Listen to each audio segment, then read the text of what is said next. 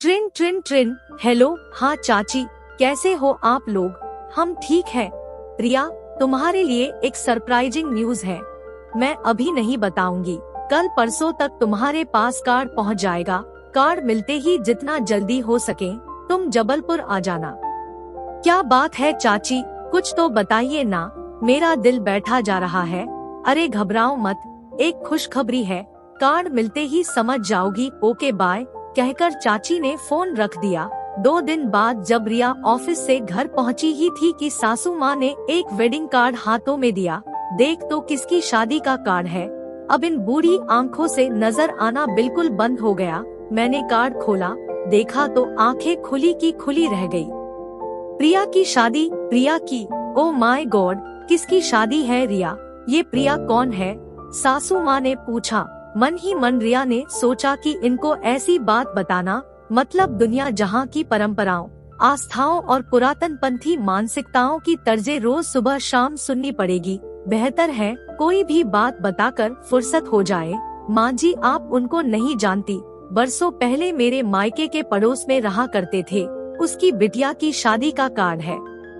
सासू माँ तो इसमें इतना हैरान होने वाली कौन सी बात है? हर माँ बाप अपनी बेटी की शादी करते हैं। अरे नहीं माँ जी, हैरानी वाली कोई बात नहीं, बहुत पुरानी पहचान है हमारी। प्रिया इतनी बड़ी हो गई कि इसकी शादी की बात चल पड़ी, पता ही नहीं चला समय कैसे निकल गया। रिया, लड़कियाँ तो होती ही पराया धन है, कब तक माँ बाप घर पर बिठा के रखेंगे? कुछ ऊंच नीच हो उससे पहले ही अपने घर जाकर गृहस्थी संभाले, वही अच्छा है। रिया ने सासू माँ से आगे बहस करना मुनासिब नहीं समझा और पर्स उठाकर अपने कमरे की ओर जाते हुए बोली, ठीक कहती है माँ जी आप, चलो मैं चेंज करके अभी आती हूँ। अपने कमरे में जाकर बिस्तर पर लेटकर रिया इनविटेशन कार्ड को ध्यान से पढ़ने लगी। प्रिया वेड्स अजिंक्य, जबलपुर का ही रहने वाला है अजिंक्य। चलो अच्छा है, एक ही शहर में रहेगी प्रिया, कम से कम जब मन हो तब चाचा चाची उससे मिलने जा तो सकते हैं। सच कितना प्यार करते हैं वो प्रिया को, और प्रिया भी कहाँ रह पाती है चाचा चाची के बिना एक भी दिन। पर क्या कर सकते हैं, अपने जीते जी प्रिया को एक अच्छे जिम्मेदार हाथों में सौंपना ही तो चाचा चाची का सपना था। ओ माय गॉड, शादी तो 10 दिन बाद ही है, इतनी सारी तैयारियां फटाफट निपटानी होंगी। सबसे पहले तो समित को कहकर जबलपुर के लिए रिजर्वेशन कराना होगा, बैग पैक करना होगा। हालांकि शादी और रिसेप्शन एक ही दिन है, यानी सुबह ही सारे कार्यक्रम निपट जाएंगे और शादी भी गायत्री मंदिर में ही है, यानी कम ही लोगों को बुलाया होगा। चलो जबलपुर जाकर सब पता चल ही जाएगा। रिया मन ही मन बातें करती चली जा रही थी। रिया ने फटाफट खाना बनाकर तैयार किया ही था कि समित ऑफिस से आ गया। वो चेंज करने बेडरूम में आया तो पीछे पीछे रिया आई और धीरे से बोली, समित, जबलपुर में प्रिया की शादी है। कौन प्रिया? अरे मैंने आपको नहीं बताया था कि हमारे मायके के पड़ोस में चाचा चाची रहा करते थे, उनकी ही। ओहो, ये तो बड़ा ही अच्छा हुआ, चाचा चाची ने तो बहुत ही अच्छा काम किया प्रिया की शादी का फैसला करके। हाँ समित, पर माँ जी को पुरानी कहानी बिल्कुल मत बताना। वैसे मैंने उन्हें बता दिया है कि मेरे पड़ोस में चाचा चाची रहा करते थे, उनकी बेटी की शादी है। जिस भी तारीख का रिजर्वेशन मिल रहा हो प्लीज करवा लेना जल्दी। तुम मेरे साथ चलोगे ना? मैं तुम्हारे साथ नहीं चल सकूंगा रिया, मेरे ऑफिस में ऑडिट है, ऑडिट निपटते ही मैं तुरंत जबलपुर पहुंच जाऊंगा। कल परसों जब भी अवेलेबल होगा मैं तुम्हारा रिजर्वेशन कर देता हूँ। चलो फ्रेश होकर पहले खाना खा लो। रिया ने खाना सर्व किया। वाह, क्या गर्मा गर्म कोफ्ते बनाए हैं रिया, मजा आ गया। बस थोड़ा तेल कम डालती ना तो और भी अच्छी लगती सब्जी। वैसे मैं ये नहीं कह रहा कि ठीक नहीं बनी, कोई बात नहीं समित, मेरे जाने के बाद 7 से 8 दिन बबली के हाथ के खाने का मजा लेना। वो रोज तुमको तुम्हारी पसंद की लजीज डिशेस बनाकर खिलाएगी, वो भी बिना तेल के। अरे बबली काहे को बनाएगी, मैं खिलाऊंगी ना अपने बेटे को अच्छी अच्छी चीजें बनाकर, माँ जी बोली। समित को रिया को छेड़ने में मजा आ जाया करता, ये बात रिया बहुत अच्छे से जानती थी, इसीलिए वो बुरा भी नहीं मानती थी। समित ने रिया का जबलपुर जाने का रिजर्वेशन करा दिया था। रिया ने अगले ही दिन ऑफिस में 10 दिन की छुट्टी की अर्जी लगा दी। रिया के जाने का समय आ गया। समित उसे ट्रेन में बिठा आया। ट्रेन चल पड़ी थी। रिया के मन में बरसों पुरानी यादें गहराती चली गई, पर इस शुभ समय वह उन यादों को बिल्कुल भी ताज़ा करना नहीं चाहती थी। वह तो अपने चाचा चाची के इस निर्णय पर गर्व महसूस कर रही थी। सोचते सोचते उसे नींद आ गई। सुबह 5 बजे ट्रेन जबलपुर पहुंची। चाचा उसे स्टेशन पर लेने आए थे। उन दोनों को संवाद की आवश्यकता नहीं थी। शायद आंखों ही आंखों में एक दूसरे के दिल की बात समझते हुए दोनों की आंखें भर आई थी, पर दोनों ने ही अपनी भावनाओं पर कंट्रोल किया। कैसे हैं चाचा, कहकर प्रिया ने चाचा के पैर छुए। ठीक हूँ बेटी, ला सूटकेस मुझे दे। नहीं चाचा, ये एकदम हल्का है, मैं ही पकड़ लूंगी। दोनों घर पहुँचे। उन्हें देखते ही चाचा की बेटी यशी दौड़ते हुए बाहर आई और रिया का बैग उठाते हुए कहा, दीदी कैसी हो, हम सब आपका बेसब्री से इंतजार कर रहे थे। अंदर चाची और प्रिया ने रिया को देखते ही गले लगा लिया। इधर उधर की बातें करते हुए सबने मिलकर गर्मागर्म वड़ा पाव और चाय का आनंद लिया। फिर चाची बोली, रिया तुम और यशी प्रिया के लिए मेकअप का सामान और साड़ियों के मैचिंग की एक्सेसरीज खरीद लाना। फिर कल परसों प्रिया को पार्लर भी ले जाना। नहीं माँ, मुझे नहीं कराना ये सब, आपको तो पता है ना, मुझे ये सब कराने का मन बिल्कुल भी नहीं है। अरे नहीं नहीं, क्या लगा रखा है, मैं चलूंगी तुम्हारे साथ पार्लर। यदि जाने का मन नहीं है तो घर पर भी बुला सकते हैं। ब्यूटिशियन को रिया बोली, जैसा ठीक समझो, तुम तीनों मिलकर डिसाइड कर लेना। रिया तुमको ही प्रिया के ये सारे काम संभालने हैं। जी चाची, आप चिंता मत कीजिए, मैं और यशी सब संभाल लेंगे।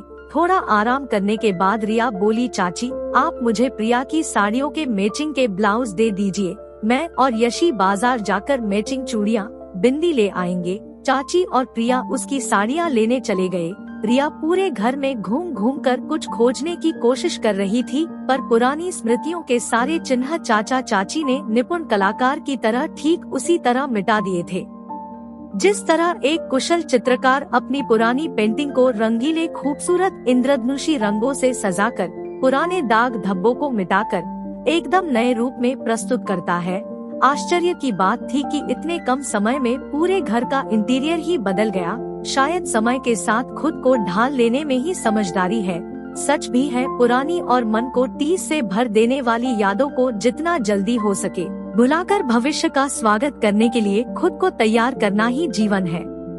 रिया रिया बेटी कहाँ खोई है, कब से आवाज लगा रही हूँ। ये ले बेटा, सारे ब्लाउज रख दिए हैं बैग में, तुमको और कुछ याद आए तो ले आना, कहकर चाची जल्दी से दरवाजे की ओर मुड़ गई। शायद दोनों की नजरें मिलती तो दिल के पुराने जख्म हरे हो जाते। प्रिया और यशी की मौजूदगी में चाची और रिया दोनों ही माहौल को गमगीन नहीं करना चाहते थे, इसीलिए रिया ने भी चाची को नहीं रोका।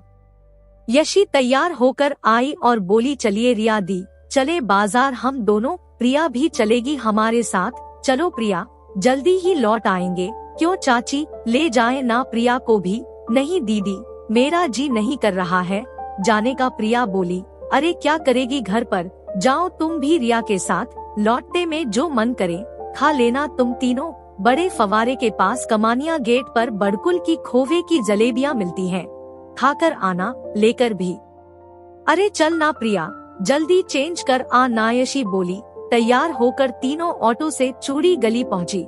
वहाँ दुकान पर रिया और यशी प्रिया के लिए चूड़ियों का सेट बनवा रही थी, पर प्रिया निर्विकार सी पास रखी कुर्सी पर बैठी ना जाने किन ख्यालों में गुमसुम सी बैठी थी। रिया, अरे इधर आ ना प्रिया, देख ये धानी रंग की चूड़ियाँ तेरे हाथों पर खूब सजेंगी। दीदी आप पसंद कर लीजिए, आप जो लेंगी मैं पहन लूंगी।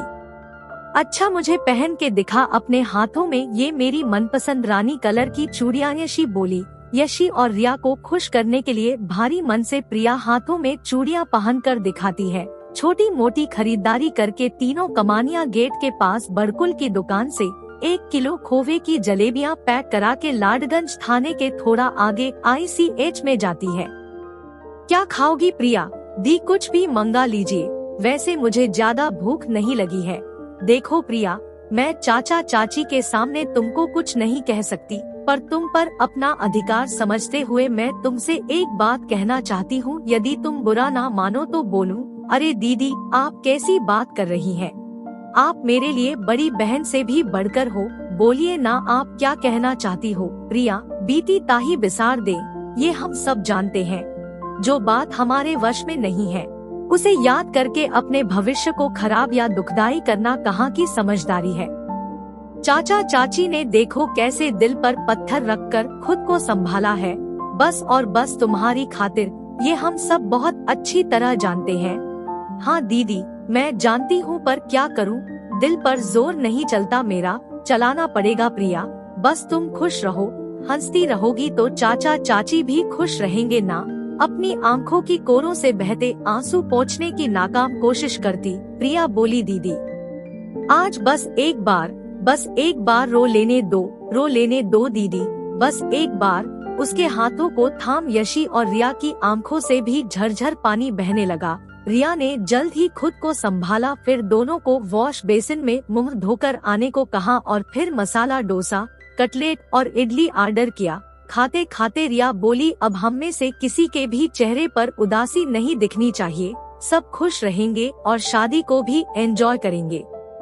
ओके ओके यशी बोली, हाँ दीदी आप सही कह रही है, मैं भी खुश रहूंगी। प्रिया बोली। फिर कॉफी पीकर तीनों ऑटो से घर की ओर चल पड़ी। चाची हम सबको खुश देखकर प्रसन्न हो गई। दिखाओ मुझे तुम लोगों ने क्या क्या खरीदा। अरे वाह, क्या सुंदर चूड़ियां हैं, खूब फबेगी हमारी प्रिया पर। कहती हुई चाची प्रिया की बलैया लेने लगी। भाव विभोर होकर प्रिया ने उनको गले ही लगा लिया। तीव्र गति से समुन्दर में उठते सैलाब की तरह आंखों की कोरों के बाहर बह निकलने को आतुर आंसुओं को बड़ी ही मशक्कत से थामे रख प्रिया ने हंसते हुए माँ के हाथों को अपने हाथों में थामते हुए कहा, माँ मैं कितनी किस्मत वाली हूँ कि मुझे आप जैसी माँ मिली। ना बेटी, हम किस्मत वाले हैं कि तुम जैसी बेटी मिली हमें, चांद का टुकड़ा है हमारी प्रिया। यूं ही मुस्कुराती रहना बेटी, तुमको खुश देख दिल को तसल्ली मिलती है।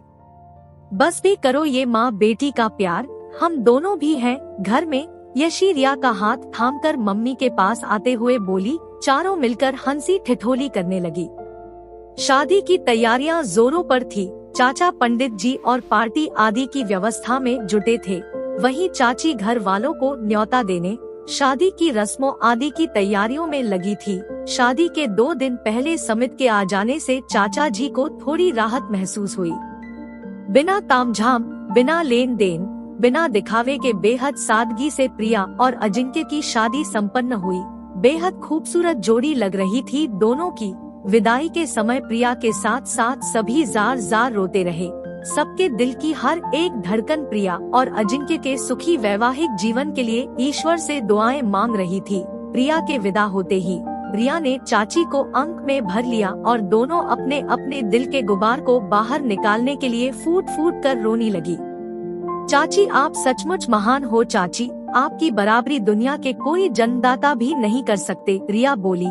अरे कोई महान नहीं बेटी, हम दोनों ने दिल से प्रिया को बेटी माना, यशी के बराबर ही प्यार किया है। रिया अपने बेटे के न रहने के दर्द को सीने में दफन कर बहू को बेटी मानकर उसका कन्यादान करना एक सामान्य माता पिता के बस की बात नहीं है। चाची आप दोनों के चरणों में ही चारों धाम है। सच में प्रिया बहुत भाग्यवान है जिसे आप जैसे सास ससुर के रूप में माता पिता मिले। हमारा बेटा नहीं रहा, इसमें प्रिया का क्या दोष, फिर हमारी जिंदगी का क्या भरोसा। आज है कल नहीं। यशी की शादी की बात भी चल ही रही है, आज नहीं तो कल अपने घर चली जाएगी। यशी से भी ज्यादा जिम्मेदारी प्रिया की थी हमारे कंधे पर। फिर 26 साल के वयस में वैधव्य सहन करना उसके लिए कोई साधारण बात नहीं। हमने बहुत सोच समझ के यह फैसला लिया और अजिंक्य जैसा अच्छा लड़का हमने उसके लिए चुना और उसका कन्यादान कर दिया। हालांकि प्रिया को रजामंद करना बहुत कठिन था, जैसे तैसे वह मानी। बस ईश्वर से यही प्रार्थना है कि प्रिया और अजिंक्य का जीवन खुशियों से भरा रहे। दिल में उमड़ते घुमड़ते सैलाब को थाम चाची बोली। चाची हम सबकी दुआएं प्रिया और अजिंक्य के साथ है। चाचा चाची आपने समाज में आज एक नई पहल शुरू की है, क्या किसी ने सोचा भी होगा कि कोई अपनी ही बहू का कन्यादान भी कर सकता है? एक अनोखा कन्यादान, आजीवन अंधकारमय और विधवा जैसे अभिशप्त जीवन से मुक्ति दिलाने का नया आगाज, बहू को भी एक स्त्री या बेटी समझने, उसके हिस्से का जीने का अधिकार और प्यार प्रदान करने की नई पहल। काश हर बेटे के माता पिता अपनी बहू के प्रति ऐसा ही दृष्टिकोण बनाने की कोशिश करें। कब आएगा समाज में ऐसा बदलाव? कब जागेगी चेतना? कब आखिर